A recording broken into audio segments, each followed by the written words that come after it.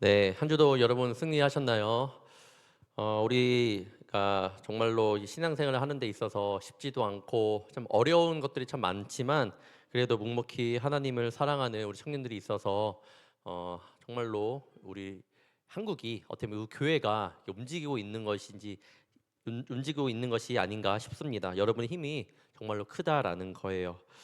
정말로 요즘에 청년들을 보면 많이 힘들더라고요. 많이 시험도 있고 여러 가지 때문에 뭐 지치고 그런데 이 지치는 시간들을 좀 우리가 말씀으로 이겨냈으면 너무나도 좋겠습니다. 여러분 축복하고 너무나도 환영합니다. 이 시간 우리 하나님의 말씀 함께 나누도록 하겠습니다. 사도행전 28장 30절부터 31절입니다. 사도행전 28장 30절부터 31절 두 절이니까요. 우리 다 같이 한 목소리로 읽도록 하겠습니다. 바울이 온 이태를 자기 셋집에 머물면서 자기에게 오는 사람을 다 영접하고 하나님의 나라를 전파하며 주 예수 그리스도에 관한 모든 것을 담대하게 거침없이 가르치더라. 아멘. 최근에 종교개혁에 대해서 말씀드렸고 추수감사절에서 함께 말씀을 나눴고 그 전에 제가 어떤 한 인물에 대해서 말씀을 전한 적이 있는데 여러분 기억나나요? 사도 바울입니다. 사도 바울. 네, 그래서 사도 바울이 소아시아 지역으로 자신의 선교를 넓혀 가려다가 환상을 본 거죠. 밤중에 바울에게 환상이 나타나는데 마게도니아 사람이 이쪽으로 건너와서 우리를 도와주소서라고 했습니다. 그래서 결국에는 소아시아 지역 자신이 그동안 1차 전도 여행 때 했던 그런 익숙한 지역이 아니라 유럽 지역, 마게도니아 그 유럽 지역으로 넘어갔다고 이야기를 했습니다. 그래서 그거를 마게도니안 콜이라고 제가 말씀드렸죠. 그래서 결국에는 하나님께서 바울을 통하여 최종 목적지인 로마로 이제 가기 위해서 그를 이제 사용하셨는데 로마로 가기에 앞서 예루살렘으로 가려는데 성령의 감동으로 바울에게 안 좋은 일이 일어날 것을 사람들이 알았던 거죠. 그래서 바울에게 가지 마십시오라고 했습니다. 사람들이 바울의 정말 친한 사람들이 사도 바울 가지 마십시오라고 한 거예요. 그래서 바울이 다른 사람도 아니고 최측근의 사람들이 자신에게 가지 말라고 하니까 마음이 어려웠던 거예요. 하지만 그럼에도 불구하고 바울은 이렇게 고백을 합니다. 사도행전 20장 23절에서 24절 오직 성령이 각성해서 내게 증언하여 결박과 환난이 나를 기다린다 하시나 내가 달려갈 길과 주 예수께 받은 사명 곧 하나님의 은혜의 복음을 증언하는 일을 마치려 하면은 나의 생명조차 조금도 여기지 않겠습니다. 네, 라고 이렇게 고백을 하고 떠나게 됐죠. 결국 바울은 로마로 향하게 됩니다. 결국 진짜 하나님께서 뜻하신 그곳 로마로 가게 됩니다. 당연히 그거 하는데 어려움이 있었겠죠. 자신의 생명까지 바쳐가야 되고 하나님의 사명을 그렇게 완수해야 되는데 그런 힘이 어디서 났을까요? 바로 바울에게는 소망이 있었습니다. 소망. 여러분 누구에게나 소망이 있죠. 여러분들의 소망은 무엇입니까? 우리 청년들의 지금의 소망은 무엇이에요? 저도 소망이 있는데 누구에게나 소망이 있습니다. 문제는 이 소망을 끝까지 붙드는 사람이 없다라는 거예요. 여러분이 소망을 붙들고 있음에 가장 큰 적이 되는 것이 무엇인가요? 저는 기다림이라고 생각합니다. 기다림. 소망을 향해 달려가고 있는데 오랫동안 기다려야 돼. 언제 이루어질지 모르는 그 소망. 기다려야 된다라는 것이 저를 어렵게 합니다. 또 그 기다림 가운데 무엇이 있습니까? 그 기다림의 지루한 싸움 가운데 무엇이 있냐면 고난과 박해가 있습니다. 상황이 막 꼬여버려요. 그러니까 기다리면 기다려야 되는데 그런 상황 때문에 못 기다리는 나의 그 모습이 때로는 한심스럽기도 해요. 저 소망이 있는데 기다려야 되는데 여러 가지 상황이 막 꼬여버리고 고난과 박해 때문에 못 기다리고 결국에 소망을 잃어버린다라는 거예요. 하지만 여러분 많은 신학자들 있잖아요. 많은 신학자들, 정말 많은 신학자들. 그리고 신앙 서적. 여러분이 뭐 볼 수 있는 신앙 서적 그리고 신학 서적 그리고 성경을 통해서도 뭐라 말하냐면 주님을 위해 우리가 고난 받는 것은요, 믿음의 증거라고 이야기를 합니다. 고난 받는 것, 주님을 위해 우리가 고난을 받을 수 있는 것은요, 믿음의 증거라고 다 똑같은 이야기를 해요. 특히 성경은 그거를 강력하게 이야기하고 있습니다. 전에 함께 나누었던 마틴 루터도 고난을 참된 교회의 특징 중 하나라고 꼽고 있습니다. 참된 교회의 특징 중 하나가 고난 받는 교회라고 이야기를 하고 있어요. 사실 그리스도인들에게는 이 고난과 박해가 떨어질 수 없는 틀려야 떨어질 수 없는 그런 것 같습니다. 마태복음 5장 10절 11절에도 이렇게 말을 하잖아요. 의를 위하여 박해를 받은 자는 복이 있나니 천국이 그들의 것임이라. 나로 말미암아 너희를 욕하고 박해하고 거짓으로 너희를 거슬러 모든 악한 말을 할 때에는 너희에게 복이 있나니. 우리 청년들 중에서도 예수님을 믿는 이유 때문에 알게 모르게 손가락질 받았던 청년들도 있을 겁니다. 아니면 삶과 이 믿음에서 오는 그 차이 때문에 그 차이를 극복하지 못해서 마음 가운데 힘들어하는 청년들도 있을 겁니다. 누군가는 이야기할 수 있겠죠. 목사님, 그런 일이 안 오면 좋겠어요. 저도 바랍니다. 여러분들이 힘들어하는 상황이 겹치면 하필 왜 예수 믿는 사람 우리 청년들이 왜 그렇게 그런 일을 고난을 당할까? 저도 그런 일이 안 오면 좋겠죠. 그런데 여러분, 그 고난은 옵니다. 올 수밖에 없어요. 저도 오랫동안 있으면서 참 많은 고난과 박해가 있었는데 여러분도 있었잖아요. 한 해 동안 살아오면서. 그런데 분명히 이길 수 있는 방법이 있어요. 뭐냐면 여러분, 지금보다 더 예수님을 잘 믿으면 돼요. 그거밖에 없더라고요. 그러면 진짜 반드시 이겨낼 수 있습니다. 정말이에요. 약속합니다. 진짜 예수님 한 분뿐임을 여러분이 정말로 마음으로 고백하고 믿는다면요, 여러분에게 오는 예수님 때문에 때로는 삶 가운데 오는 고난과 박해를 분명히 이길 수 있습니다. 여러분, 믿음으로 돌파하기를 바래요. 마태복음 24장 9절에 보면 예수님께서 임하실 그때에 분명한 징조가 있다고 합니다. 그 중에 하나가 크리스찬들이 박해받는 말씀이에요. 그때에 사람들이 너희를 환란에 넘겨주겠으며 너희를 죽이리니 너희가 내 이름 때문에 모든 민족에게 미움을 받으리라. 그런데 13절에 이렇게 말을 해요. 그러나 끝까지 견디는 자는 구원을 얻으리라. 지금 예수님께서 오시진 않았지만 저는 늘 언제 오실지 모르겠지만 지금 예수님이 오시겠구나라는 그런 마음이 듭니다. 언제 올지 모르겠지만 그렇게 우리는 늘 생각하며 살아갈 수가 있어요. 하지만 거기에 빠져 사는 것이 아니라 우리가 어느 상황이 오더라도 끝까지 견딘다라는 그런 구원을 확신이 있었으면 좋을 것 같아요. 그런 상황 가운데에서 내가 끝까지 견뎌서 내가 주님을 더욱더 찬양하고 주님을 영화롭게 하기를 원합니다. 이런 믿음의 고백을 할 줄 아는 우리 청년들이 되기를 바랍니다. 끝까지 견디는 자는요, 결국에는 저 하늘에 대한 하나님 나라에 대한 소망을 갖고 있는 사람들일 겁니다. 그리고 어떤 고난과 박해가 와도 그런 하나님 나라에 대한 소망이 있는 청년들은 분명히 그 가운데 승리할 수 있다라는 거예요. 무슨 일이 오더라도 여러분, 믿음 잃지 않고 끝까지 예수님 잘 믿는 우리 귀한 청년들이 되기를 바랍니다. 오늘의 말씀을 좀 기억하면서 끝까지 견디며 구원의 반열에 오르는 우리 청년들 되기를 주님의 이름으로 축원합니다.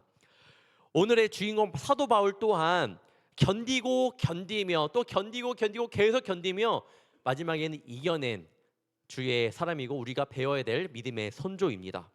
사도 바울이 믿음을 가지고 나아갈 때 어떻게 끝까지 그 믿음을 가지고 나아갔을까? 이 시간 말씀을 통해 나누도록 하겠습니다. 첫 번째, 마지막을 아는 긴박함입니다. 여러분 인생에 있어서 제일 긴박했던 순간이 있었나요? 긴박했던? 저는 이 목회자는요, 여러분들은 어떤 사건에 대해서 뭐 긴박할 때도 있고 그렇겠지만 목회자는 늘 긴박한 순간이 있습니다. 언제냐면 새벽 예배예요. 새벽 예배. 지금이야 제가 이렇게 아침부터 준비해서 교육 목사로 이게 뭐 제가 맡은 사명도 감당하고 청년들 성경 공부도 시켜주고 그렇게 하다가 준비하다가 청년부 예배에 나왔잖아요. 근데 새벽 예배는 뭐예요? 그런 준비 시간이 없습니다. 일어나면 씻고 옷 입고 바로 나와서 바로 예배에 참여하는. 그러니까 준비할 시간이 적다라는 거예요. 주일보다는. 새벽 예배를 위해서 막 3시간 전부터 막 오지는 않잖아요. 예전에 제가 지금은 뭐 일어나는 거는 저는 뭐 빠닥빠닥 잘 일어났는데 나이가 어린 전도사가 옛날에 나이가 어린 전도사가 얼마나 잠이 많겠어요. 제가 뭐 20대 중반이었으니까 알람을 진짜 몇 개나 켜놓습니다. 제 알람, 아내 알람, 뭐 20대 후반이었던 것 같은데 지금이야 전도사님들이 많아서 이게 순서대로 돌아가거든요. 저희는. 근데 그때는 저 혼자니까 담임 목사님이 말씀 전하실 때 이 방송을 매번 혼자 켜야 되는 거예요. 그러니까 어떻게 돼요? 제가 없으면 일이 안 돌아가는 거죠. 담임 목사님 키실지도 모르고 5시 20분에 딱 켜야 되는데 그날따라 일어나 보니 5시 5분이었습니다. 그때 여러분 그때의 그 마음을 모르실 거예요. 진짜 이거는 매일매일 잠과 싸움인데 5시 5분에 일어났는데 교회까지는 10분 걸리고 준비할 시간이 5분. 어떻게 해요? 진짜 거짓말이 아니라 바지는 못 씻었어요. 일단 못 씻고 바지는 입고 러닝 셔츠, 그때 겨울이어서 러닝 셔츠에다가 그냥 그것만 입고 그 패딩만 입고 그냥 와이셔츠랑 마이랑 들고 넥타이 들고 막 뛰는 거예요. 막 그냥 막 갔죠. 가서 그냥 차도 그때는 죄송하지만 엄청나게 밟았어요. 그냥 정신이 없어갖고 밟아갖고 그 방송실까지 5층인데 엘리베이터도 시간이 아까워요.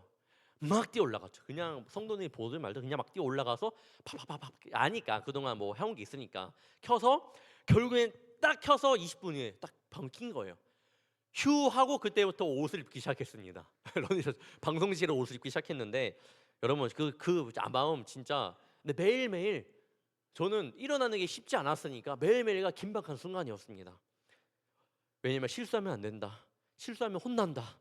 뭐 진짜 그때만 생각하면 아직도 저는 말씀을 준비하면서도 막 소름이 돋더라고요. 그때 생각이 나니까. 여러분 지금 바울의 모습을 보면 어떤 생각이 나나요? 긴박한 모습은 아닌 것 같아요. 오늘 말씀을 보면 말씀을 전했다가 지금 오늘 말씀 읽은 거 보면 바울이 말씀을 전한 모습이에요. 긴박한 모습은 뭔가 아닌 것 같아요. 그렇다고 한가한 모습까지는 아닌 것 같고 그냥 평범한 모습으로 지금 말씀을 전하고 있구나 이 정도인데 사실 제가 그동안 여러분에게 말씀을 쭉 전했듯이 기억나는 청년은 알겠지만 바울은 아주 긴급한 상황입니다. 왜냐하면 저처럼 뭐 그런 긴박함은 아니겠지만 어떻게 보면 바울의 긴박함은 저보다 더 심했을 거예요. 왜냐하면 바울의 상황은 지금 목숨이 달려있는 상황이기 때문입니다. 디모데후서 4장 6절을 보겠습니다. 전제와 같이 내가 벌써 부어지고 나의 떠날 시각이 다 가까웠도다. 전제라는 단어를 보기 원합니다. 여러분 전제는요 제사의 하나의 방식이에요.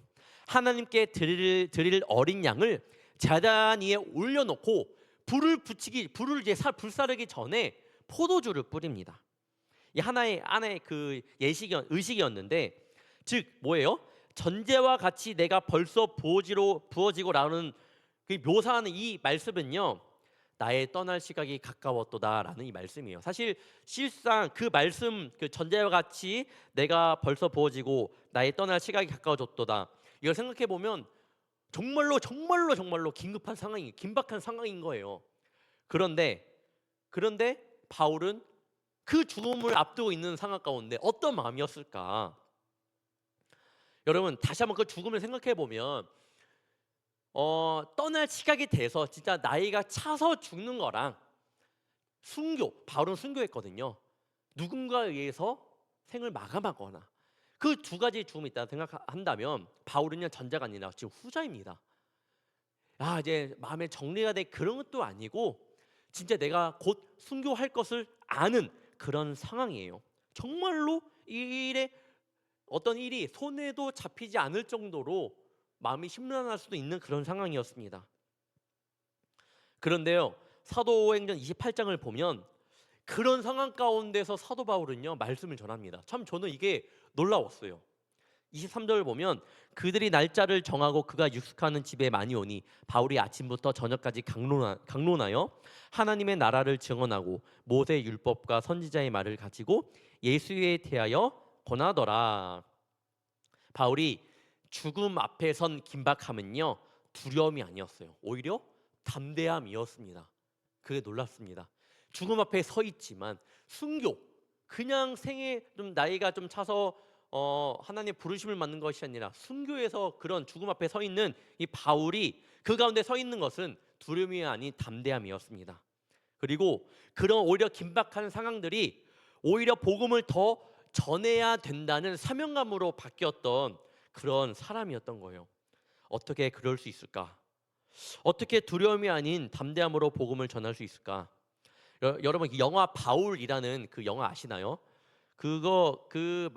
영화가 성경을 기초로 하지만 보다 좀 극적으로 바울의 마지막 순간을 묘사하고 있는 장면이 있는데 영화에 나오는 바울의 마지막 그 대사가 이렇습니다. 사람은 자기가 의심을 품고 있는 것을 위해서는 목숨을 버리지 않는다. 사람은 자기가 의심을 품고 있는 것을 위해서는 목숨을 버리지 않는다. 뭐예요? 바울이 목숨 건 이유는 바울이 그 앞에 순교가 있음에도 그렇게 자신의 목숨을 걸면서 담대하게 복음을 전했던 이유는 복음이 진리였기 때문이었어요.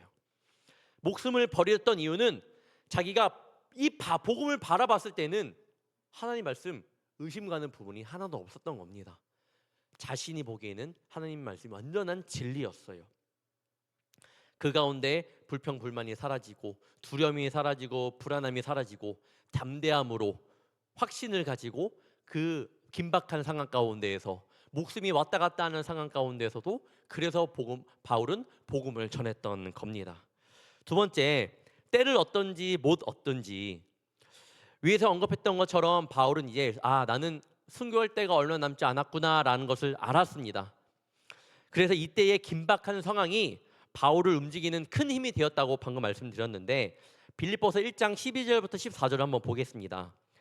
형제들아, 내가 당한 일이 도리어 복음 전파의 진전이 된 줄을 너희가 알기를 원하노라.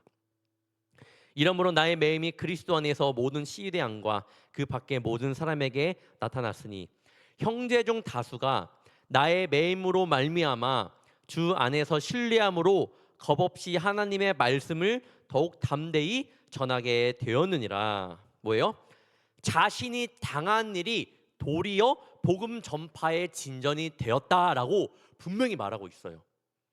나의 매임으로 말미암아 하나님의 말씀을 더욱 담대히 전하는 바울이 되었다라고, 나는 그렇게 되었다라고 바울의 고백이 있습니다. 이어서 빌립보서 4장 22절을 보도록 하겠습니다. 모든 성도들이 너에게 문안하되 특히 가이사의 집 사람들 중 몇이니라.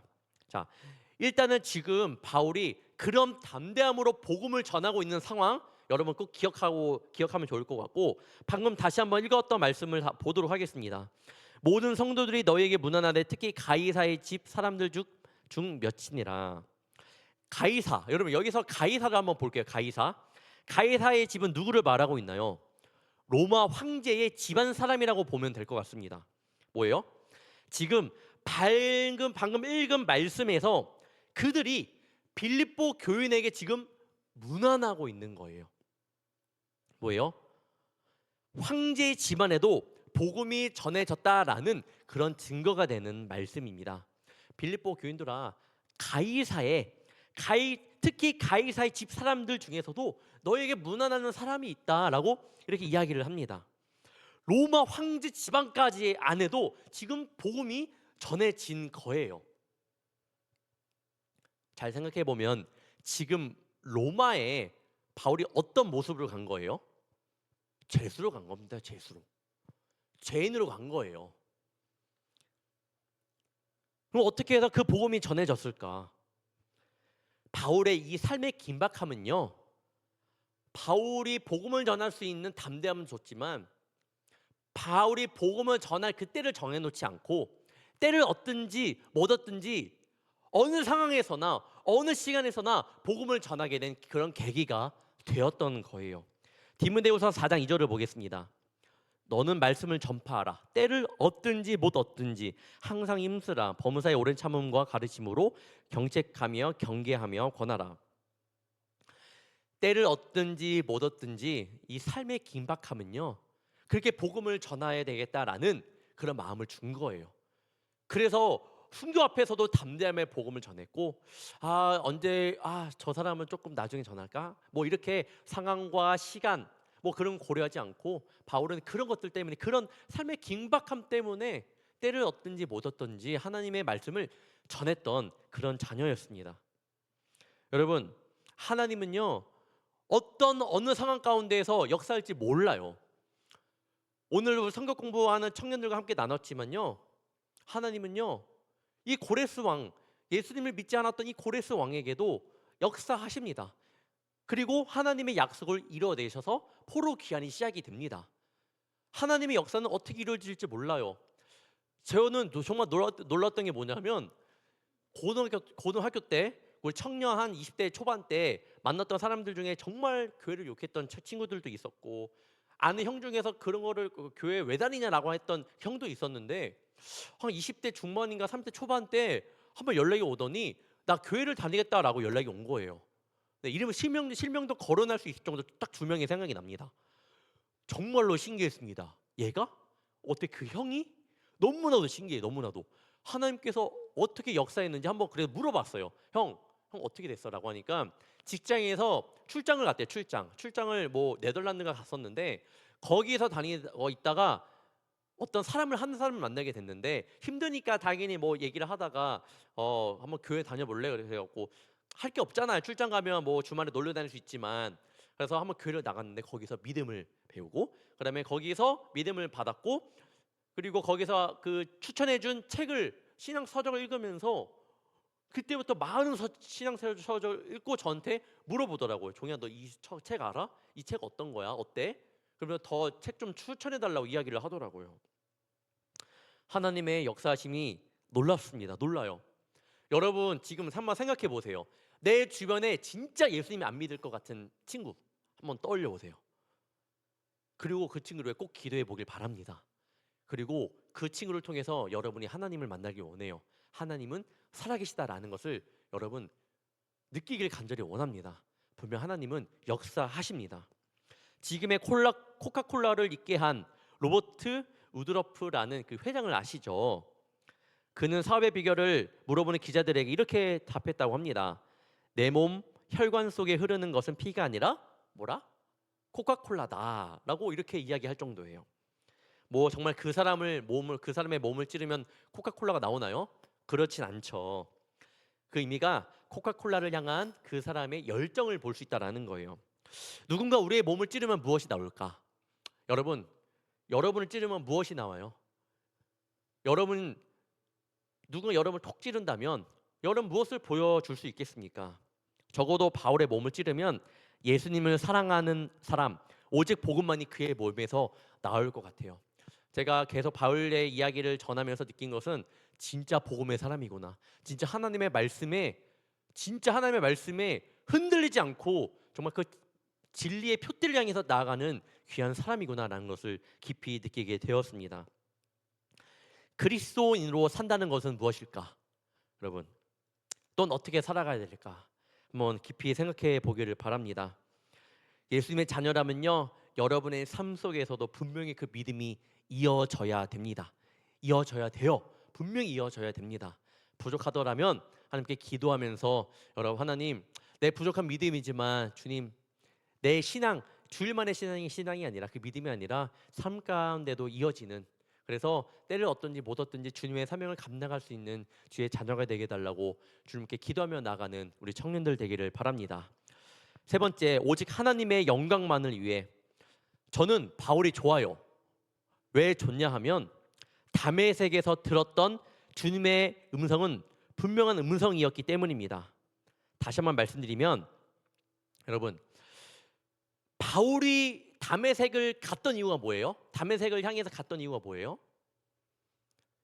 그곳에 있는 유대 사람들을, 이스라엘 백성들을 핍박하기 위해서 막 가고 있는 거예요. 하다가 다메섹에 가는 도중에 하나님께서 그에게 호련히 빛을 비추신 다음에 눈을 멀게 하고, 사랑하는 아들아, 왜 나를 사랑하는 자들을 핍박하니라고 하나님께 음성을 들려주시고, 그때 사도 바울이 변합니다. 저는 사도 바울이 들었던 그 음성이 정말 제대로 된 음성이라고 생각을 해요. 자, 무슨 말이냐 하면 다시 말씀드리겠지만 제가 아내에게 실수하는 것이 뭐가 있냐면요. 뭘 하잖아요. 그러면 뭐 얘기를 해요. 그러면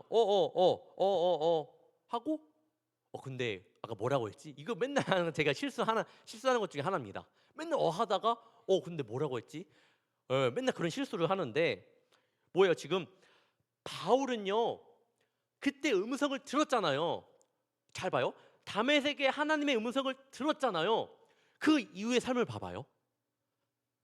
그 이후로 어떤 사건과 어떤 힘듦과 어떤 역경이 오더라도 넘어지지 않았습니다. 저는 이 말씀을 보면서 느낀 게 뭐냐면 바울은 진짜 제대로 된 하나님의 음성을 들었구나. 정말 하나님의 음성을 들었구나. 그러면 또 이런 생각이 들었습니다. 그럼 나는 하나님의 음성을 잘 들었나? 하나님의 음성을 들었다고 하나님을 믿는 내가 목사이지만 늘 죄 가운데 사는 나는 좀 하나님의 음성을 잘 듣고 있나? 종이야, 너는 주님의 음성을 잘 듣고 있니? 한 주 동안 저는 이런 고백 속에 살았습니다. 그런데 저의 고백은 이랬습니다. 주님은 저에게 확실히 말씀해 주시는데 저는 아직 잘 못 듣고 있군요. 이런 고백을 하게 되었습니다. 여러분은 주님의 음성을 어떻게 듣고 계신가요? 어느 때는 마음으로 주님께서 아니라고 하는데 여러분이 귀를 막고 주님 앞에 서는 모습도 있을 거예요. 주님의 음성이 들리는데 주님의 그 마음에 기도하면서 그 마음을 주시는데 때로는 주님 잠시만요. 자, 이것만 하고요.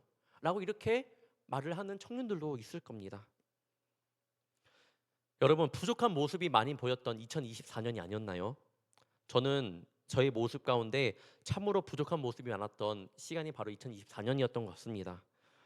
하지만 여러분, 저도 그렇고 그런 모습이 많을지라도 그래도 이 믿음의 자리에 나온 여러분들을 환영하고 축복합니다.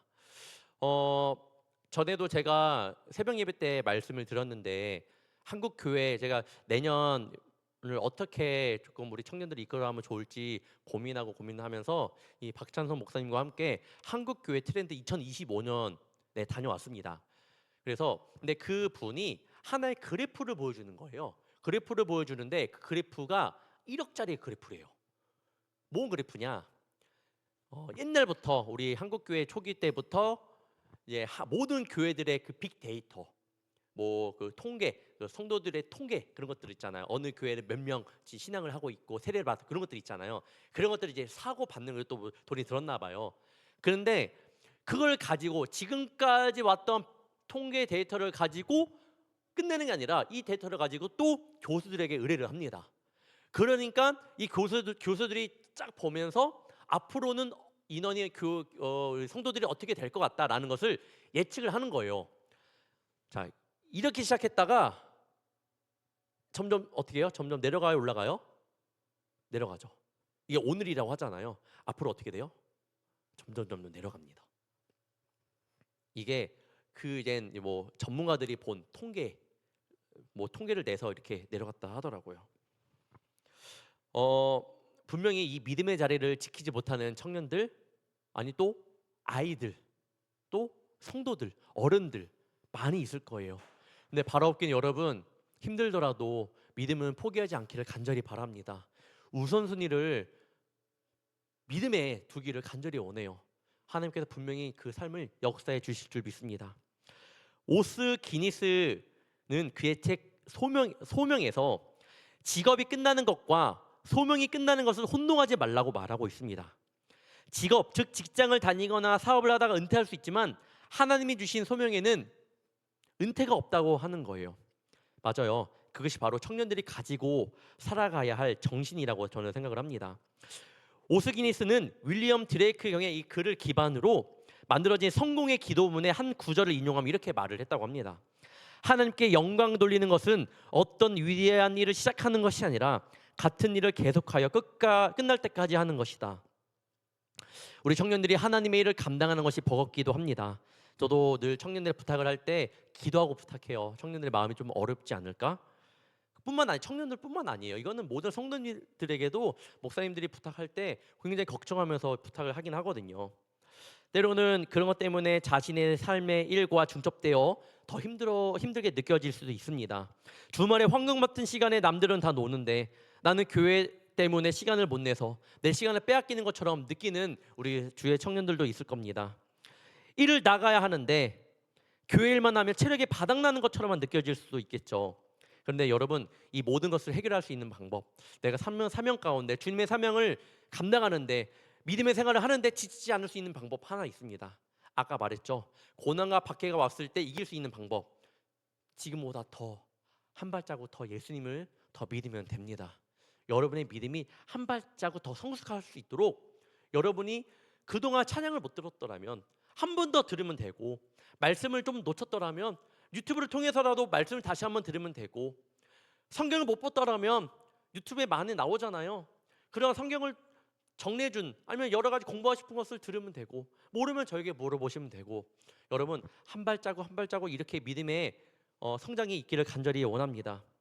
그럴 때 여러분, 나의 힘듦이 내 비교식 때문에, 내 힘든 것 때문에, 내 힘든 것 여러분도 있잖아요. 근데 나 비교의식 때문에 더 힘들어질 때가 있잖아요. 그렇게 느낄 때가 있잖아요. 하나님께 그 길을 분명히 인도해 주실 거라 생각을 해요.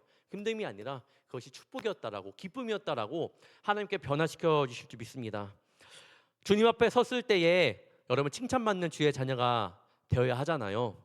늘 여러분의 소망을요, 이 땅 가운데 두지 말고 하나님 나라의 소망을 두며 살아가는 저와 여러분이 되기를 축원합니다. 계속 떨어지는 그런 믿음의 사람들이 숫자가 되게 떨어질 수 있겠지만, 여러분 그 가운데 이 떨어지더라도 여기 이 안쪽에 해당되는 사람들이 우리 불꽃교회 브릿지 청년들, 오늘 또 이 예배를 사모하며 나온 우리 청년들이 되기를 주님의 이름으로 축원합니다. 기도하겠습니다. 사랑의 주님, 오늘 이 자리 귀한 브릿지 청년들 한 명 한 명 불러주심에 감사합니다. 내 스스로 왔다고 생각하지만 분명한 이 자리는 성령의 이끄심이 없으면 불가능한 자리입니다. 믿음으로 고백하는 청년들 되게 하여 주옵소서. 우리 청년들 한 주간도 세상 가운데서 살아가느라 많이 바쁘고 힘들기도 했으며, 고민도 많으며 좌절도 하며, 때로는 기쁨과 행복도 느끼며 다양한 마음을 가지면서 살아왔습니다. 어쩌면 평범했을 수도 있고, 어쩌면 정말 기억하기 싫은 힘든 한 주였을지도 모릅니다. 하지만 어떤 삶을 살았던 간에 예수 믿는 청년으로서의 정체성을 잊지 않게 하여 주옵소서. 이 믿음만이 진짜 청년들을 살리는 길이며 구원의 길로 인도하는 단 하나의 열쇠임을 잊지 않게 하여 주옵소서. 죄와 유혹이 많음 속에서 지지 않게 하여 주시고, 선으로 악을 이겨 하나님만이 주실 수 있는 놀라운 평안과 힘을 체험하며 얻게 하여 주옵소서.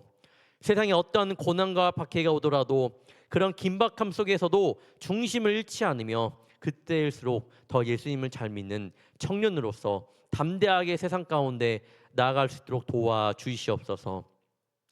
날씨가 많이 추워졌습니다. 우리 청년들 건강 지켜주시며 정말 예수 믿는 청년으로서 세상 속에서 거룩한 모습을 가지고 살다가 다음 주에는 기쁨을 가지고 서로 볼 수 있도록 그 길을 이끌어 주시옵소서. 한 주간도 주님께서 지켜주실 줄 믿사오며 살아계신 예수님의 이름으로 간절히 기도옵나이다. 아멘. 우리 시간 다 함께 봉헌 찬양하며 나아가도록 하겠습니다. 나의 피난